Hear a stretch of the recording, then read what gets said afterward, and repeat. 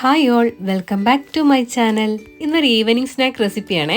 ഇത് പപ്സിന്റെ ഒക്കെ കുടുംബത്തിൽപ്പെട്ട ഒരു ഐറ്റം ആണ് കേട്ടോ. പപ്സ് ഇഷ്ടമല്ലാതെ അധികാരം ഉണ്ടാവില്ലല്ലോ.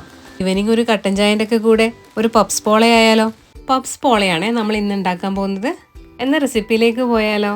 ഞാനിവിടെ ഒരു പാത്രത്തിൽ 2 ടേബിൾ സ്പൂൺ ഓയിൽ ഒഴിച്ചിട്ട് അതിലേക്ക് ചെറുതായി അരിഞ്ഞ ഉള്ളി ഇട്ട് കൊടുത്തിട്ടുണ്ട്. ഉള്ളിയിലേക്ക് നമുക്ക് ആവശ്യത്തിന് ഉപ്പ് കൂടി ആഡ് ചെയ്ത് കൊടുക്കാം.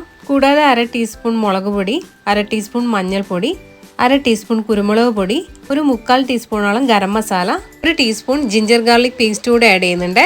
കൂടാതെ ചെറുതായി കട്ട് ചെയ്ത് 2 പച്ചമുളക് കൂടി നമുക്ക് ഇതിലേക്ക് ആഡ് ചെയ്ത് കൊടുക്കാം. നന്നായി ഒന്ന് മിക്സ് ചെയ്തതിന് ശേഷം ജസ്റ്റ് ഒന്ന് അടച്ചു വെച്ച് കുക്ക് ചെയ്യാം. ഉള്ളി നന്നായി ഒന്ന് വഴറ്റിയെടുത്തതിന് ശേഷം ഇത്തിരി ടൊമാറ്റോ സോസ് കൂടി ആഡ് ചെയ്ത് കൊടുക്കാം. ടൊമാറ്റോ സോസ് നിർബന്ധമൊന്നുമല്ല കേട്ടോ, എന്തായാലും ഞാനിവിടെ ആഡ് ചെയ്യുന്നുണ്ട്. നന്നായി മിക്സ് ചെയ്യാം. അതിനുശേഷം ഇത്തിരി മല്ലിയില കൂടി ഇട്ട് കൊടുത്ത് നന്നായി വഴറ്റിയെടുത്ത് മാറ്റി വെക്കാം. ഞാനിവിടെ ഒരു 5 മുട്ട പൊട്ടിച്ചെടുത്ത് വെച്ചിട്ടുണ്ട്. അതിലേക്ക് ഒരു 5 ടേബിൾ സ്പൂൺ പാല് കൂടെ ഞാൻ ആഡ് ചെയ്യുന്നുണ്ട്. ആവശ്യത്തിന് ഉപ്പും ഇത്തിരി കുരുമുളക് പൊടിയും മല്ലിയിലയും കൂടി ചേർത്ത് നന്നായി ഒന്ന് ബീറ്റ് ചെയ്ത് വെക്കാം.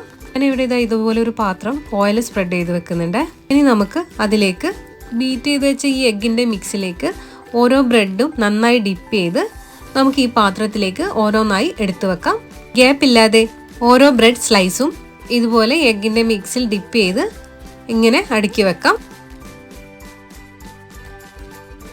അതിലേക്ക് നേരത്തെ റെഡിയാക്കി വെച്ച മസാലയുണ്ടല്ലോ, അതിങ്ങനെ സ്പ്രെഡ് ചെയ്ത് കൊടുക്കാം. മസാല ഇതുപോലെ നന്നായി ഒന്ന് നിരത്തി കൊടുത്തതിന് ശേഷം അതിന്റെ മുകളിലായി ഞാനിവിടെ 5 മുട്ടയാണ് പുഴുങ്ങി എടുത്തു വെച്ചിട്ടുള്ളത്. മുട്ടയ്ക്ക് ഇതുപോലെ കട്ട് ചെയ്ത് എടുത്തു വെച്ചിട്ടുണ്ട്.